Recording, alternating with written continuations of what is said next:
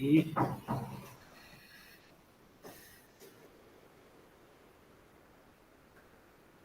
Pessoal, boa tarde. Bom, mais uma palestra aí do Projeto Olhar 90. Agradeço aí a presença de vocês. Hoje a gente tem o professor Newton aqui. Engraçado, o professor Newton, ele vai falar sobre física, uma coincidência. Deixa eu falar um pouquinho sobre ele, apresentar, fazer uma breve apresentação. Ele tem licenciatura em matemática pela Universidade do Vale do Rio dos Sinos, mestrado e doutorado em matemática pura pela Universidade Federal do Rio Grande do Sul. Tem experiência na área de física matemática, principalmente nos temas de operadores complementares positivos, passeios aleatórios quânticos abertos, a tempo contínuo, cadeias de Markov, quântica e aplicações. Ele estava até pouco tempo como professor do Instituto Federal aqui da UANA mesmo, mas por motivo de saúde ele se ausentou um pouco aqui dos anos, por isso que ele não está aqui presencialmente, tá? Agora ele está lá no Rio Grande do Sul. Qual cidade você está vendo? Eu estou em Santa Maria do Herval, que é vizinha de Gramado. Diz que tá frio pra caramba. Tá liberado, quiser conversar com o pessoal, fica à vontade, tá bom? Então tá, obrigado, Leandro. Obrigado pelo convite, é um prazer estar conversando com vocês. Fico feliz em poder apresentar um pouco da minha pesquisa. O que eu vou mostrar para vocês, então, é a base do que eu estudo. A gente vai fazer uma espécie de caminhada dentro desse processo, então, esse processo que eu vou mostrar para vocês, então, é do bêbado ao quântico. Então, o título é Passeios Aleatórios, do bêbado ao quântico. Eu vou fazer uma introdução aos passeios aleatórios. Vou mostrar, então, o que a gente precisa para entender essa aplicação do passeio do bêbado. E lá no final, então, eu vou dar uma breve descrição de como a gente trabalha dentro da minha pesquisa, como eu trabalho dentro da minha pesquisa aplicando mecânica quântica aos passeios aleatórios. E durante, então, essa apresentação eu vou mostrar algumas aplicações, como que a gente consegue aplicar, então, esses conceitos no nosso cotidiano. Então, para fazer isso, primeiro eu vou introduzir os passeios aleatórios clássicos. Eles são feitos, então, a partir das cadeias de Markov. Eu preciso introduzir as cadeias de Markov em cima de um grafo, e a partir desse grafo, então, eu vou chamar a dinâmica de passeio aleatório. Depois eu vou para o passeio aleatório simples. Eu vou pegar um caso muito específico e aí, a partir das informações que a gente já tem, a gente vai conseguir fazer alguns levantamentos estatísticos desse passeio aleatório. E a partir desse levantamento estatístico, então, a gente vai conseguir fazer algumas contas com eles e conseguir fazer algumas interpretações. E a partir dessas interpretações, então, a gente vai conseguir fazer as aplicações. Mas que conceito estatístico é esse? O principal conceito estatístico que a gente trabalha é o de recorrência. Então, a gente vai falar de recorrência de passeios aleatórios. O nome ele já deve dar uma boa dica de ser recorrente. Então, é alguma coisa que fica acontecendo muitas vezes. Nesse caso, esse muitas vezes é um número infinito de vezes. Muitas vezes isso aparece, então, no conceito de probabilidade, e a gente vai tentar entender como isso acontece para as cadeias de Markov. Feito, então, esse levantamento estatístico, eu vou fazer uma aplicação desse levantamento no retorno do bêbado. Isso vai ficar claro um pouco mais ali na frente, mas eu quero deixar essa curiosidade por enquanto, para no final, então, falar do caso quântico. Aqui vocês podem ver que está escrito preservação de memória. O que isso significa? Significa que, quando eu olho lá para o caso inicial, que são as cadeias de Markov, eles não preservam memória. Desculpa. Pessoal, eu esqueci de falar no início, tá muito frio aqui, então eu vou precisar beber um pouco de água para minha garganta aguentar. Então, voltando às cadeias de Markov, elas não preservam memória. Ou seja, eu posso ficar fazendo o meu processo várias vezes, no momento que eu parei, tudo que aconteceu não importa, só importa o que vai acontecer lá para frente. No caso quântico, as coisas são um pouco mais complicadas, porque tem alguma coisa carregando memória e eu vou dar uma ideia para vocês como é que se faz, só que eu não vou tentar entrar na parte técnica, eu vou tentar mostrar para vocês o que eu faço nas minhas introduções de álgebra linear ou quando tem alguma disciplina que envolve matrizes, para vocês conseguirem entender como é que é essa dinâmica e talvez até mostrar para os próprios alunos. Então, para isso eu não vou pegar e definir cadeias de Markov da maneira mais precisa, eu vou pegar um caso particular para a gente entender os passeios aleatórios. Então, a primeira coisa que a gente vai fazer, a gente vai considerar um conjunto de estados. O que são os estados? São os vértices. 0, 1, 2, 3 e 4. Aqui meus estados, então, são os valores de 0 a 4, os inteiros, e eles formam, então, um grafo. Para alguém, talvez você já tenha estudado algum tipo de grafo, no nosso caso, a gente vai estar analisando grafos, só que cada uma das flechinhas que estão aparecendo aqui, elas sempre vão ter que ter um valor. Se elas não tiverem um valor, então elas não são cadeias de Markov. Então a gente vai ter que fazer esse cuidado. A gente vai ter que ter esse cuidado e a gente vai ter que tentar entender o que esses valores representam. O que esses valores representam? Então a gente tem um grafo, eu vou pegar um outro tipo de grafo, que é esse daqui, e eu vou tentar mostrar para vocês o que é um passeio aleatório aqui no GeoGebra. O que é um passeio aleatório? Pensem que cada uma dessas pontinhas aqui é um vértice, ou um estado. Então, por exemplo, aqui a gente tem duas coordenadas. A coordenada -1, 0, é um vértice.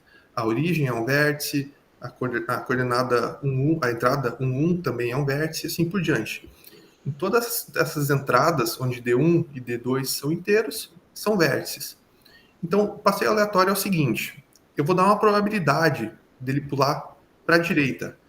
Podemos supor que essa probabilidade é um meio. Então, eu joguei uma moeda e eu tirei cara. Então, cara é para a direita, então o meu processo ele vai pular para a direita. Se eu tirar a coroa, ele vai para a esquerda. Se eu tirar a cara duas vezes, ele pula para a direita, depois pula para a direita de novo. E assim por diante. Só que o passeio aleatório não precisa ficar restrito a um dos eixos. Ele pode percorrer dois eixos, por exemplo. Fazer isso daqui. Claro, mas aí eu tenho que ter uma moeda um pouco mais específica. Essa moeda, quando a gente fala em probabilidade, a moeda ela pode ter vários lados. No caso em que a partícula ela começa aqui embaixo, ou melhor, aqui, então essa moeda ela só tem dois lados. Se eu quiser ir para cima e para baixo também, ela tem 4 lados e assim por diante. Aqui no grafo original, a gente tem uma moeda de 3 lados. Por que isso? Vamos olhar aqui para o vértice 2. Olhem as flechinhas que estão saindo do vértice 2. Quais são essas flechinhas? São o A2, o C2 e o B2. Então, vejam que o A2 ele vai te dar a probabilidade de pular para a direita. O C2 ele vai te dar a probabilidade de pular para a esquerda. E o que seria esse B2? Esse B2 a gente chama de laço. Sempre que eu falar em laço, é ele que vai nos dar a probabilidade ou taxa de pular no próprio vértice. Muitas vezes a gente chama esse passeio de passeio preguiçoso, porque ele passa um tempo, mas ele ficou paradinho no vértice. E essa probabilidade, então, é dada por B2. Então, vejam que os valores de AN são os valores de pular para a direita, os valores de CN são de pular para a esquerda, e os BN então, são os laços. São aqueles que dão as taxas de ficar parado. Mas eu quero fazer algumas contas com esses grafos. Como que eu faço contas com as informações que eu tenho até agora? Eu coloco esses valores dentro de uma matriz. Veja o que acontece com essa matriz. Eu tenho 5 vértices. Se eu tenho 5 vértices, eu vou ter que trabalhar com uma matriz quadrada de ordem 5, justamente para conseguir dizer quais são as probabilidades de pular de cada vértice um para o outro. Vejam os valores que aparecem na diagonal. São os valores dos BNs. Então, os valores da diagonal são justamente aqueles que são os laços, que são as probabilidades de ficarem parados. Os valores que aparecem à direita da diagonal são os valores de pular, as probabilidades de pular para a direita, e os que aparecem à esquerda da diagonal, os valores de pular para a esquerda. Só que a gente consegue fazer uma interpretação um pouquinho melhor. Vamos ver. O vértice 1. Vejam quais são as flechinhas saindo do vértice 1. São o A1, o B1 e o C1. São os valores que aparecem nessa linha, A1, B1 e C1. Então, se eu olhar aqui para o lado, sempre para a linha 1, ou melhor, para a segunda linha, são aqueles valores que estão saindo do 1. Para a terceira linha, os que estão saindo do vértice 2, da linha 3 do vértice, da linha 3 do vértice 3 e assim por diante. Só que lembrem-se, eu estou falando de probabilidades. Então, esses valores que aparecem nas linhas, eles têm que indicar alguma probabilidade. Ou seja, eles têm que satisfazer certas propriedades, que são essas daqui. Como são probabilidades, esses valores CK, BK e AK, eles têm que ser todos não negativos, e eles têm que estar entre 0 e 1. Só que mais que isso, essa soma aqui tem que ser 1. Em probabilidade, como você sabe, o número 1 significa 100%.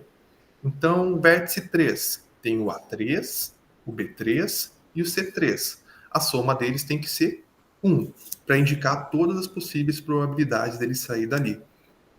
Eu poderia, por exemplo, pegar um vértice, uma flechinha, saindo aqui do vértice 4 e voltar direto para o vértice 0. Se eu tivesse um valor aqui, eu teria que ter um valor aqui, na matriz aqui embaixo. Vocês conseguem perceber? Por quê? Porque aqui é 0.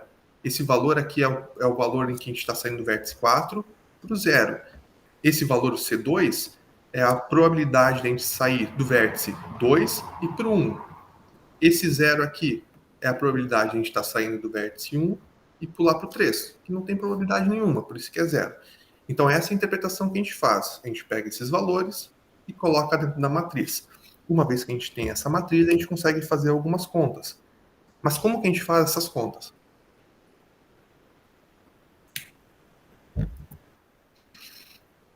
Então, para a gente fazer essas contas, a gente vai precisar de um teorema. Para aplicar o teorema, eu vou fazer essa pequena definição. Eu vou dizer que uma matriz P ela é estocástica justamente por causa dessa propriedade aqui. A soma dos valores é igual a 1. Então, quando é algo estocástico, é algo que tem a ver com as probabilidades. Então, as linhas, elas sempre somam 1. B0 mais A0 tem que ser 1. C1 mais B1 mais A1, a soma tem que ser 1. Notem que B0 mais C1 não pode ser qualquer valor. Aqui eu não estou colocando nenhuma restrição. Eu só quero que as linhas somem 1. Por isso que eu estou falando aqui linha estocástica. Alguns pesquisadores trabalham com coluna estocástica. Então, se vocês encontrarem alguma bibliografia em que os valores da coluna estão somando 1, as propriedades são exatamente as mesmas. Só que daí, quando estiver falando em estocasticidade, a gente está falando de coluna estocástica. Aqui a gente vai falar sempre de linha. Então, sempre a nossa linha vai ser uma linha somando 1. Mas o porquê isso é importante?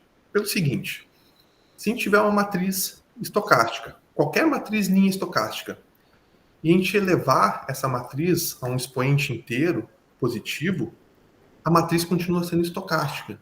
Ou seja, se P é estocástica, P ao quadrado também é, P ao cubo também é. Ou seja, se eu olhar para a linha da matriz P ao quadrado, a soma dos valores também tem que ser 1. Então, dentro das cadeias de Markov, quando a gente tomar as potências inteiras positivas de P, nós vamos obter as transições de probabilidades em diferentes instantes de tempo. Como que é isso? Antes de chegar nessa parte um pouco mais técnica, eu vou dar um pequeno exemplo. O exemplo é o seguinte. Vamos supor que a gente está investigando a temperatura de um ambiente. Vamos supor que esse ambiente ele é controlado, então a gente consegue dizer quais são as probabilidades de um dia, por exemplo, estar frio e no outro estar quente. Um dia está quente e depois está muito quente, assim por diante. Aqui eu não vou, por exemplo, falar em temperaturas 10, 11, 12, 20, 25, 26 graus.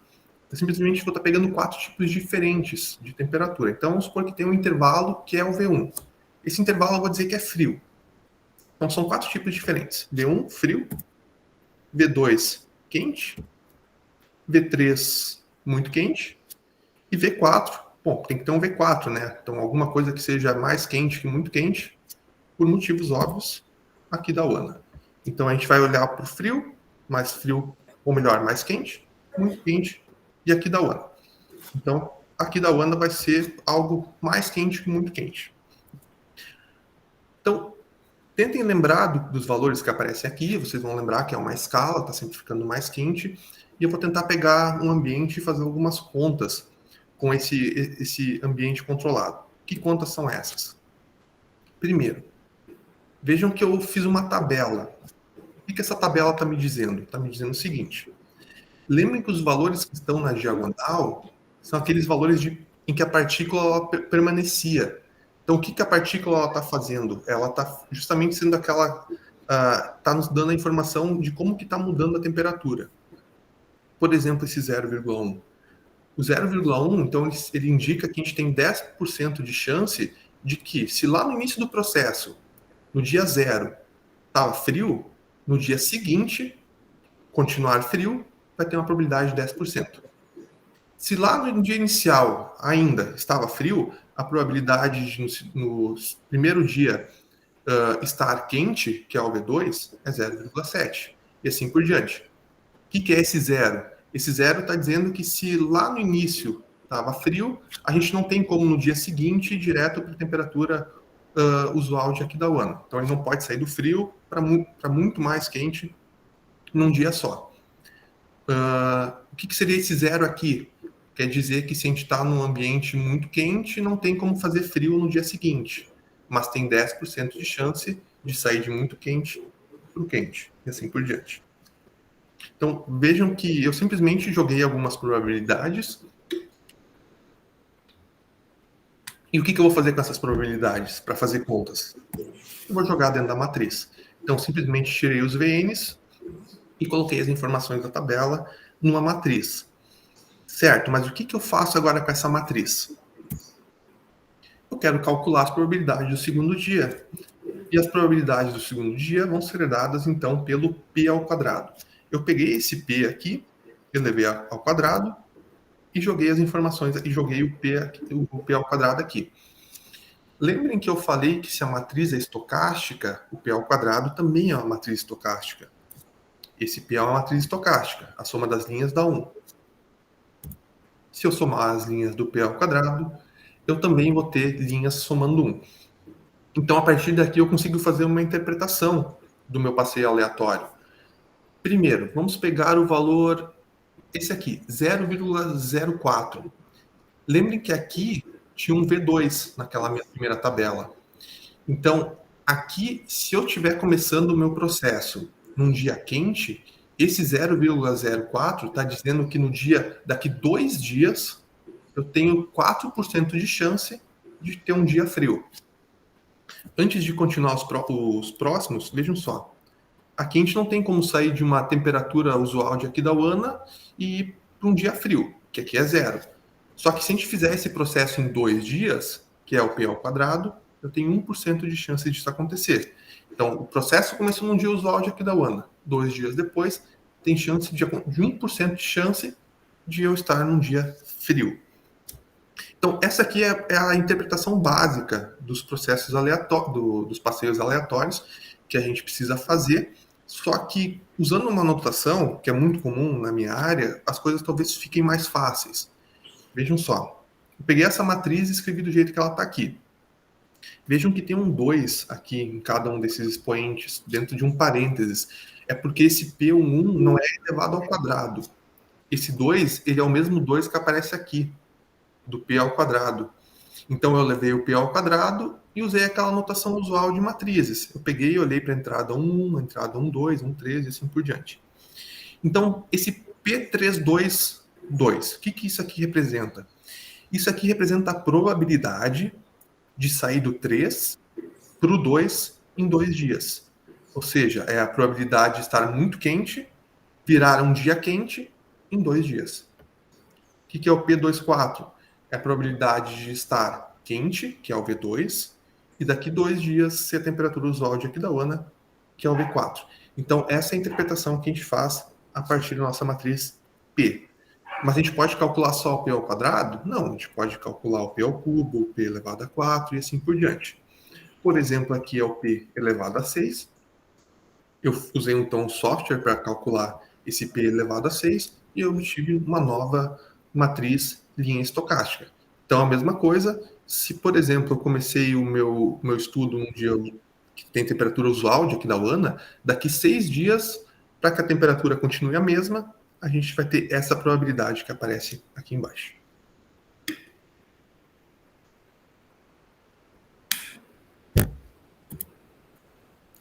Então, a gente vai fazer uma aplicação desses passeios aleatórios. Como que a gente pode fazer uma aplicação no cotidiano? Uma das aplicações mais clássicas, então, é a aplicação dos processos de nascimento e morte. Então, vamos supor que a gente tem uma dinâmica com um certo número de indivíduos. Aqui pode ser um número de indivíduos, pode ser um número de indivíduos infectados, pode ser um número de bactérias, tanto faz. O importante é que a gente tenha algum tipo de sistema com um certo número de indivíduos. E a gente quer saber o que acontece com esse mesmo sistema num certo instante T. Um instante T inteiro. Vamos supor que daqui 20 dias eu vou lá e olho para o meu sistema de novo. Eu não preciso fazer necessariamente esse experimento, eu quero calcular algumas probabilidades. O que está acontecendo com esse sistema? O que vai acontecer com ele daqui 20 dias? Então, vamos supor que eu comecei com n igual a 6, que é o número de indivíduos que eu tenho aqui. Vamos supor que eu consiga mexer nesses parâmetros, que eu possa escolher esses parâmetros dos ANs e dos CNs. Se eu puder mexer nesses parâmetros, eu vou poder conseguir obter lá no final algumas probabilidades melhores, coisas que eu quero que aconteçam. Por exemplo, se esse processo aqui de nascimento e morte for um processo de um número certo de indivíduos, eu quero que continuem nascendo pessoas, mas estejam um número controlado de pessoas, que não aumente muito, eu vou mexer nos parâmetros de um jeito. Talvez aumentando os ANs, diminuindo os CNs, e assim por diante. Mas eu também posso ter outra coisa. Eu posso estar supondo que nesse processo, o meu N inicial aqui é o número de bactérias. Eu quero talvez diminuir esse número de bactérias, ou talvez uma patologia, o número de infectados. Então eu vou mexer nos meus parâmetros de tal maneira que o número de infectados diminua. E isso pode ser feito a partir de um processo aleatório. Mais para frente eu vou voltar nesse passeio aqui e eu vou dar um exemplo, só que para dar o próximo exemplo a gente vai ter que estudar algumas outras coisas. Então, vamos lá. Eu vou falar então do passeio aleatório simples em uma dimensão. Esses tipos de passeios que eu vou mostrar para vocês agora, eles são objetos que eu estudo. Alguns resultados eles já são bem conhecidos, outros eu tô estudando. Mas aí eu vou indo do caso mais simples e vou ir dificultando um pouco. Então, primeiro, o passeio aleatório simples em uma dimensão. Por que uma dimensão? Porque ele só tem uma direção. Então ele pode pular ou para a direita ou para a esquerda. E por que simples? Porque vejam só, agora eu não estou falando A0, A1, A2, eu estou falando simplesmente A. Então a probabilidade de pular para a direita sempre vai ser A. A probabilidade de pular para a esquerda sempre vai ser C. Então a gente pode pensar que a gente tem uma moeda. Ela pode ser honesta ou não. Pode ser uma moeda que tem 1/3 de chance de ser cara e 2/3 de ser coroa. Pode ser qualquer probabilidade que vocês queiram. Então um deles vai definir o valor do A e um deles vai definir o valor do C. O que é importante a gente notar aqui? Vamos olhar para o vértice 1.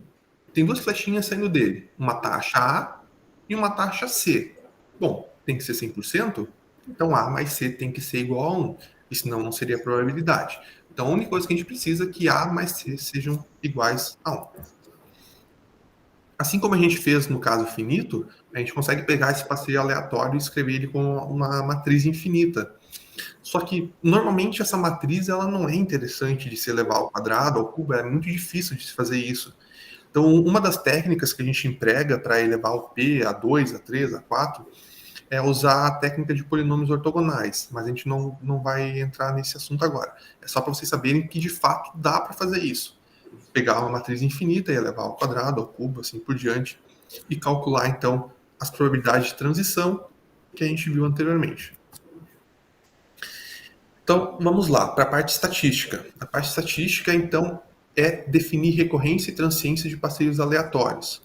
Lembrem que num passeio aleatório a gente tem uma partícula e ela está num vértice. E ela começa a pular para cá e para lá de uma certa maneira, a partir das probabilidades que a gente der para ela e fizer os experimentos.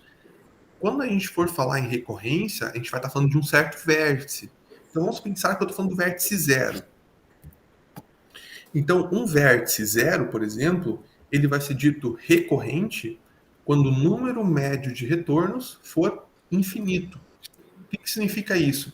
Significa que se eu ficar calculando infinitamente, ficar jogando aquela moeda, ficar jogando, fazer o passeio, o processo, e eu começar a notar quantas vezes ele vai voltar para o zero, quantas vezes a partícula vai voltar para o zero, e eu fizer esse experimento um número infinito de vezes, aí eu vou obter que o número médio de retornos é infinito quando ele for recorrente. Ou seja, vai ter uma tendência da minha partícula estar sempre voltando para o vértice 0.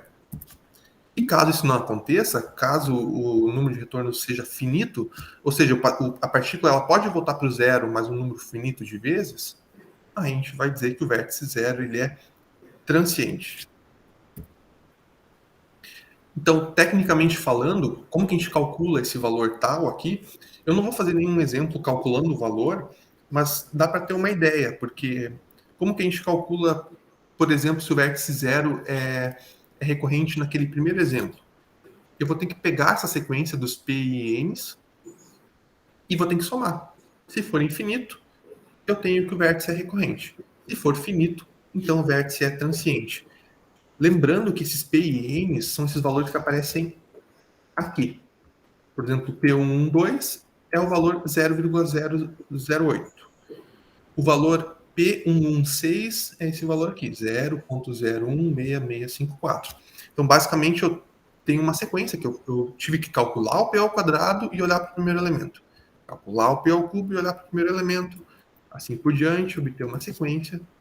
Então, fazer esse cálculo aqui. Claro, a gente não fica fazendo isso, a gente não fica calculando todos esses valores várias vezes. A técnica dos polinômios ortogonais permite que a gente faça essa conta aqui usando medidas integrais de uma maneira um pouco mais simples. Então, a pergunta que pode aparecer agora é: será que existe algum passeio aleatório simples que de fato seja recorrente? Porque essa questão de ficar voltando para o zero muitas vezes pode parecer complicado de acontecer, pode parecer impossível. Só que, sim, pelo teorema que está aqui, esse passeio aleatório aqui, que aparece aqui, ele pode ser recorrente. Só que para ele ser recorrente, o nosso A tem que ser igual ao meio.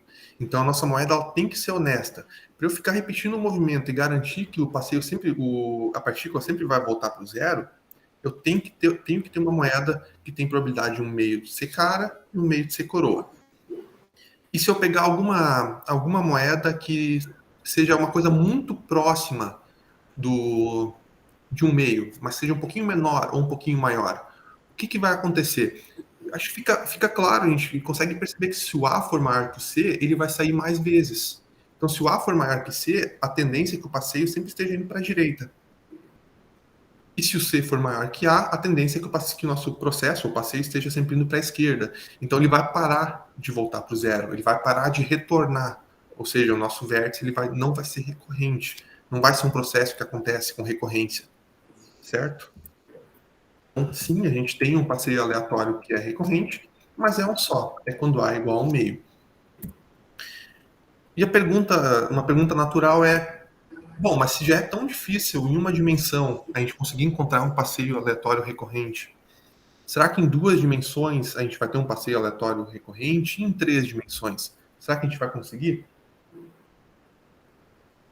Então, lembrando, o passeio aleatório em 2 dimensões é esse passeio aqui. Eu até vou colocar para ele ficar pulando, então ele fica fazendo isso daqui. Ele pode pular para a direita, para a esquerda, para cima e para baixo.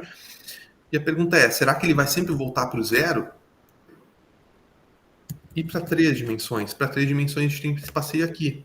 Então, as coordenadas da nossa partícula sempre vão ser coordenadas inteiras. Então, ele também pode ficar pulando para cá e para lá. Vou dar um play aqui. É isso que o processo ele faz. Ele fica pulando para cá e para lá. E aí vocês podem tentar imaginar. Será que ele vai ficar voltando para o zero sempre? Será que nunca mais vai voltar? E nesse caso aqui, será que vai voltar? Será que não vai? Bom, a gente tem a resposta para isso. A resposta é a seguinte. Primeiro, relembrando então que o grafo do nosso caso em 2D é esse daqui, que é justamente o que eu mostrei para vocês. Aqui ele sempre vai pular para o mais próximo, ele não pode pular nas diagonais. O caso simples, ele pula ou para a direita, ou para a esquerda, ou para baixo e para cima. Então, sempre que ele chegar, ele tem uma probabilidade de pular para a direita ou para a esquerda, ou para cima ou para baixo. Em 3 dimensões, então é um grafo desse tipo aqui, que é o que eu mostrei para vocês no GeoGebra. Então, a resposta é a seguinte: que o passeio aleatório simples homogêneo em 2 dimensões, ele é recorrente. O que significa ser homogêneo? Olhem para cá. Vamos supor que a gente está no vértice zero. Dizer que ele é homogêneo, a probabilidade dele pular para cá, ou para cá, ou para cá, ou para cá, tem que ser a mesma. Essas probabilidades têm que ser as mesmas. são 4 possibilidades. Se são 4 possibilidades e todas elas têm que ser iguais, então eu tenho 1/4 de probabilidade de pular para a direita, para a esquerda, para cima e para baixo, ou 25% de chance de pular para cada um desses lados. Então, quando isso acontece, quando as probabilidades são sempre as mesmas, o passeio aleatório simples em 2 dimensões, ele é recorrente. Porém, em 3 dimensões, ele nunca é recorrente. Em 3 dimensões, esse passeio aqui. Então, se eu ficar repetindo esse processo aqui um número infinito de vezes, então, em algum momento, ele vai parar de voltar para o nosso vértice zero. Então, vejam só, em uma dimensão é recorrente. Em 2 dimensões, também pode ser. Em 3 dimensões, não é. Importante, então, falar novamente que em 3 dimensões, não importa quais são as taxas. Eu posso colocar uma taxa muito forte de estar voltando para o zero, e mesmo assim esse passeio não vai ser recorrente, ele vai se perder em algum momento. A aplicação que eu quero fazer é a seguinte. Aqui vai ser então o passeio aleatório do bêbado. Como que vai ser, o que vai ser essa suposição? Vamos supor que a casa do nosso rapazinho aqui fique na origem do plano cartesiano. Ou seja, eu estou olhando para esse grafo desse tipo aqui. Então, a casa é esse vértice aqui, é o 0, 0. Certo? Então, ele sempre sai de casa, ele fica bêbado e aí ele tenta voltar para casa. Só que ele não sabe o caminho de volta para casa. Então, o que ele faz? Sempre que ele chega numa dessas quinas aqui, que são quinas formadas por inteiros, ele aleatoriamente, com 25% de chance, claro, porque são 4 possibilidades que ele tem, que é ir para a esquerda, para a direita, para cima ou para baixo, e ele vai. Ele joga, ele faz esse teste e vai. Ele decide e vai, mas de maneira aleatória. Então, pelo que a gente estudou até agora, se ele fizer isso de maneira aleatória, o bêbado ele sempre vai conseguir voltar para casa. Certo? Porque é um passeio recorrente. Então, se nesse passeio ele consegue voltar para casa, mesmo fazendo esse número infinito de vezes, ok, ele consegue retornar. Só que em 3 dimensões, o passeio não é recorrente. Certo? A gente sabe que em 2 é recorrente, em 3 não é. Conclusão. O bêbado ele sempre vai conseguir voltar para casa desde que ele não aprenda a voar. Porque se ele conseguir voar, bom, aí ele vai poder ir para cima, para baixo, e como a gente viu no nosso exemplo, ele não vai conseguir voltar para a origem, que é a casa dele. Então, esses são os passeios aleatórios, os clássicos, e eu vou dar uma breve introdução para vocês do que é o caso quântico. Antes de colocar essas taxas para vocês, vejam que o grafo ele é exatamente o mesmo. Eu tenho os valores de A, eu tenho os valores de C, tenho os valores de H, só que notem uma pequena coisa. Agora esses A's e C's são letras maiúsculas. O H também é uma letra maiúscula. Então aqui as nossas taxas elas não vão mais ser números. Não vai ser tão simples. A gente não vai ter um comportamento em que tanto é para a direita, tanto para a esquerda e tanto é de ficar. A gente vai ter que dar outro tipo de relação para falar em probabilidade. Mas antes de eu falar qual é essa relação, eu tenho que falar quem são os valores de A, C e H. Esses valores, essas taxas, não são mais dadas por números, mas são dadas por matrizes. Então vejam só que interessante essas taxas. Sempre que a gente fala em valores, quando a gente vai falando em mecânica quântica, muitas vezes vai aparecer essas coisas esquisitas aqui. Primeiro, mesmo falando em probabilidade, a gente pode ter esse elemento -1 dentro da matriz. A gente pode ter um valor complexo aqui, tem o I complexo também. Para o C, para o H, a gente pode ter essas coisas estranhas e ainda assim ter essas taxas. Então, os valores de A, C e H, eles não dão a taxa diretamente, eles dão a taxa de maneira indireta. Tá, mas então como que eu obtenho essa taxa de maneira direta? Eu tenho que ter essa relação de completude aqui. Então, quando a gente estuda álgebra linear mais a fundo, a gente percebe que essa relação aqui, A asterisco A, sempre vai ser uma matriz positiva. Eu já vou explicar o que é uma matriz positiva. O estrela é o seguinte, eu pego a minha matriz A, eu olho para os elementos dela e tomo o conjugado. O conjugado de -1 é -1, porque é real. O conjugado de I é -I. O conjugado de 0 é 0, o conjugado de 1 é 1. Os reais permanecem, os complexos só trocam o sinal. e depois toma o transposto. Então, é o complexo conjugado transposto da matriz A. Ele é o A estrela, ou melhor, o A asterisco. Então, eu pego o A asterisco e multiplico por A. Depois eu pego o C asterisco e multiplico por C e assim por diante. E essa soma aqui sempre vai ter que ser a identidade. Qual a identidade? A identidade de ordem 2, que são matrizes de ordem 2. Então, os produtos que aparecem aqui são de ordem 2 e a soma deles vai ter que ser uma matriz de ordem 2. Então, lembrem que lá no início, o nosso CK mais o BK mais o AK tinha que ser 1. Aqui tem que ser identidade. A identidade, então, vai preservar a nossa probabilidade. Mas como que isso é feito? Bom, primeiro, eu vou começar o nosso passeio, vamos supor, aqui no vértice 0. Eu vou ter que colocar uma informação. Aqui que entra a questão da informação quântica. Que informação é essa? A informação ela vai ser dada por um operador densidade, que é o estado quântico. Mas o que é um operador densidade? Um operador densidade, ele tem que ter traço 1, ou seja, os valores que aparecem na diagonal somados tem que ser 1, porque A mais 1 menos A dá 1. E a matriz ela tem que ser positiva. O que é uma matriz positiva? Ela é uma matriz autoadjunta e que todos os autovalores são não negativos. Então, esse ρ maior ou igual a 0 significa que a matriz é autoadjunta e que todos os autovalores, então, são não negativos. E ele vai ser justamente o ρ, então, que vai carregar a informação. Quando eu falei de cadeias de Markov, eu estava falando de um processo que não carregava memória. O ρ vai carregar a memória, ou seja, vai carregar a informação de tudo que aconteceu até agora. Então, vamos supor que eu comecei o passeio em 0, com essa densidade aqui, ρ1. Comecei em 0. Aí eu fui e deixei o passeio rodar. Aí, depois de um certo tempo, eu vi que ele estava no vértice 2. Então, não basta saber apenas que ele estava no vértice 2. Eu tenho que ver o que aconteceu com a minha densidade. Ela vai sofrer algumas alterações, e essas alterações, então, vão ser justamente aquelas alterações que vão dar a memória do passeio, tudo o que aconteceu antes. Mas pode ser que eu tenha uma outra densidade, eu não preciso começar exatamente com essa densidade, eu posso começar com essa. Vejam, se eu somar os dois valores da diagonal, vai dar 2. Como tem esse 1 meio aqui, 2 dividido por 2, 1. Então o traço é 1. Se eu calcular os autovalores dessa matriz, eles vão ser valores reais e não negativos. Só que aí quando eu estiver preservando a memória vai depender desse ρ2. Então o ρ2 ele vai carregar toda a memória, só que a memória vai ser agora diferente. E eu posso pegar um terceiro ρ3 e assim por diante. Então o meu passeio aleatório, por exemplo, ele pode ser recorrente para uma densidade, porque a densidade vai ter um comportamento diferente em um, mas ela pode ser transiente para outro, porque vai ter um comportamento diferente.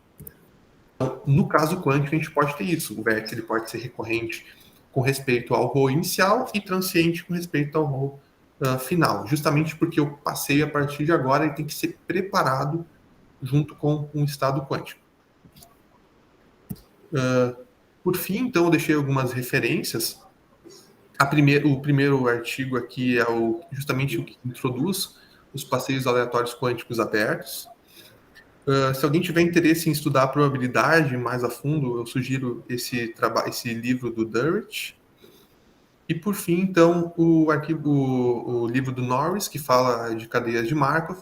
Ele fala tanto do caso discreto, que foi o que eu apresentei para vocês, como fala também do caso contínuo, que daí já mexe com outras coisas, e a gente não vai entrar nisso aqui agora. Então, é isso, pessoal. Muito obrigado, professor Milton.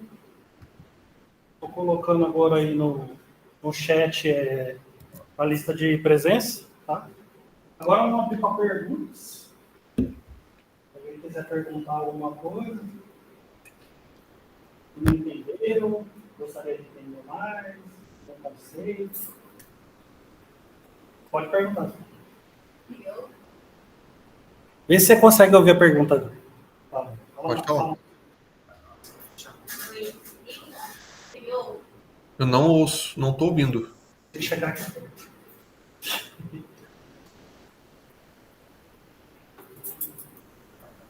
Ficou mais fácil agora? Agora sim. Então é o seguinte, essa não é a minha área, né? Mas eu queria saber qual é a aplicabilidade tipo, disso, onde a gente pode... Deu para entender algumas coisas que você falou, principalmente quando você colocou exemplo prático lá do clima, deu para entender um pouco melhor. Mas, assim, para usar mesmo, o porquê disso, né? Onde eu posso utilizar? Certo. Eu até fiquei aqui de falar, mas eu vi que o tempo estava correndo, estava quase batendo o tempo, aí eu acabei não falando. Mas tem um conceito muito interessante que eu costumo falar nas minhas aulas de álgebra linear, é um conceito chamado a ruína do jogador. O que é isso? A gente pode pensar, por exemplo, que um jogador entrou num cassino, ele tem 100 moedas, certo? Então vamos supor que com essas 100 moedas, ele foi jogar numa máquina e a cada vez que ele ganha a partida, ele ganha uma moeda a mais. Se ele perde a partida, ele perde a moeda, assim por diante. E ele vai jogando, vai ganhando e às vezes vai perdendo. O que a gente viu? A gente viu o seguinte, que quando o passeio ele tem 1/2 de probabilidade de pular tanto para a direita ou para a esquerda, ou seja, 50% de chance de ganhar e 50% de chance de perder, ele vai ficar ali no meio do caminho, certo? Ele não vai perder dinheiro, ou ele vai perder pouco ou ele vai ganhar pouco. O que os cassinos fazem? Os cassinos eles pegam uma probabilidade um pouquinho menor que 1/2 de ganhar e um pouquinho maior que 1/2 de perder. Então, se ele ficar jogando várias e várias vezes, porque são várias pessoas que jogam, então justamente essa questão, várias pessoas jogam, várias pessoas ficam jogando por muito tempo, elas acham que estão ganhando, e aí às vezes estão perdendo, mas é aquela confiança de ganhar algumas vezes leva à ruína do jogador, porque ele começa a perder. Então ele perde muito, só que às vezes ganha. Então o cassino ele só se mantém porque o jogador ganha algumas vezes, mas no final ele vai perder. Um exemplo desse Claro. em aposta de futebol, né? Aposta Se você for olhar lá, por exemplo, uma das apostas é número par de gols na partida ou número par ou número ímpar de gols na partida. Se você for pela lógica, a probabilidade justa seria 6/6, né? A chance de ter quantidade par de gols ou ímpar. Só que aí você vai ver o prêmio, você vai ver que nunca está 6/6, né? Sempre está um pouquinho a mais para um do que para outro, e nessa diferença é que eles ganham. Ou seja, você vai ganhar muitas vezes, mas a longo prazo você tende a perder mais do que ganhar. Então você fica animado achando que vai ganhar, e em algum momento você toma um rodo aí. Exatamente. E aí é um pouco mais complicado ainda que a ruína do jogador, porque a ruína do jogador, exemplo que eu dei para vocês, sempre que ele joga, ele perde uma moeda. Numa casa de apostas, se tu perder, tu perde tudo que tu investiu. Colocou. Mas aí pensar que o cara fez uma banca, né? E ele tá fazendo uma coisa organizada, nunca coloca tudo, coloca só um pouco, vai. Mesmo assim, ainda no longo prazo, a tendência é perder. Isso. A não ser que tenha alguma informação privilegiada, como o caso aí dos jogadores que estão sendo investigados porque estavam jogando bola para escanteio para poder favorecer algum apostador, alguma coisa assim. Enfim. Mas de maneira mais geral, de maneira mais geral, tudo que envolve porcentagem, probabilidade, em que aumenta, por exemplo, qualquer valor que aumenta nos inteiros, por exemplo, ou nos positivos, isso vai ter uma aplicação. Uma aplicação que até que eu trouxe para vocês são os processos de nascimento e morte, por exemplo. Então, isso é algo já muito, muito desenvolvido. A gente ainda não sabe como interpretar o caso quântico numa aplicação de, por exemplo, um processo de nascimento e morte. Se a gente conseguir fazer uma modelagem matemática, bom, aí vai ser muito interessante, porque depende da densidade inicial, que eu mostrei para vocês lá no início, a gente consegue mais ou menos ter uma intuição do que vai acontecer lá na frente. Então, no caso que não preserva a memória, tem muitas coisas escritas de processo de nascimento e morte. Mais alguma pergunta?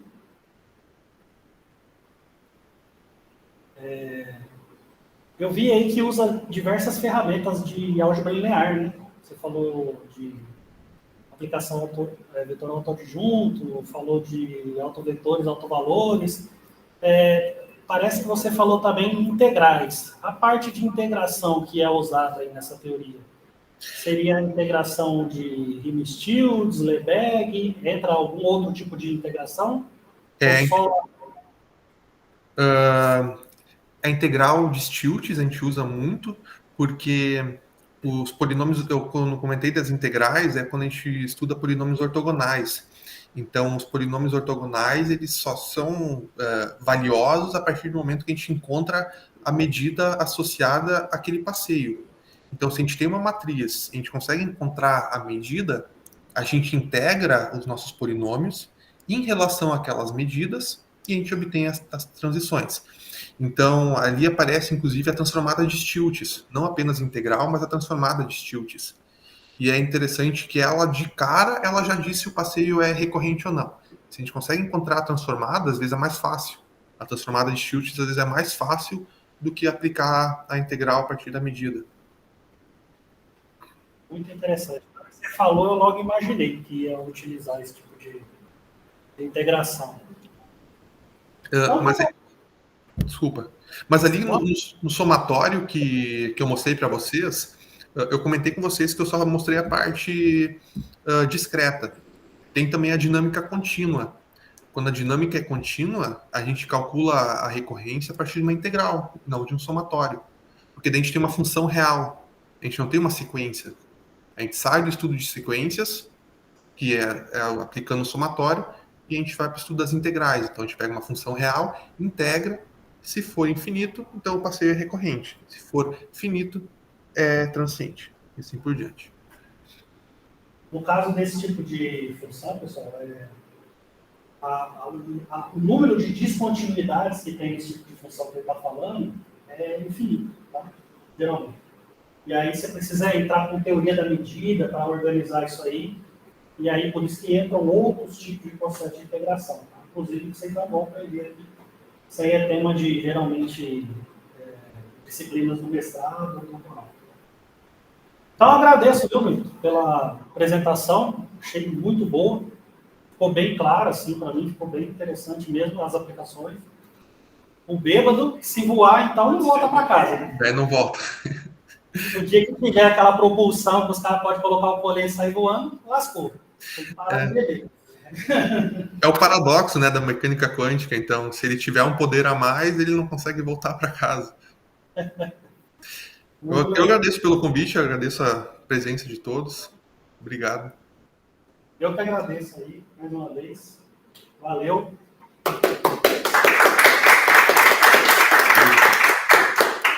É isso aí, gente. Então, assinem a lista de presença aí, pessoal que está online, tá? E aqui... Tá. Tchau, tchau, pessoal. A lista não está tendo acesso, Leandro. Ixi, aí eu vou ter que entrar na lista. Vocês não estão com e-mail institucional? Nem com e-mail institucional? Não, ele pede acesso negado, solicitar acesso. Peraí, deixa eu ver, então.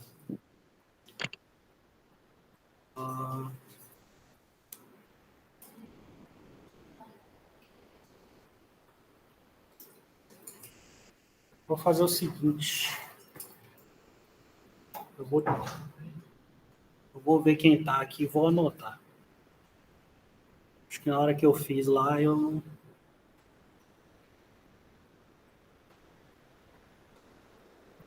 Tá.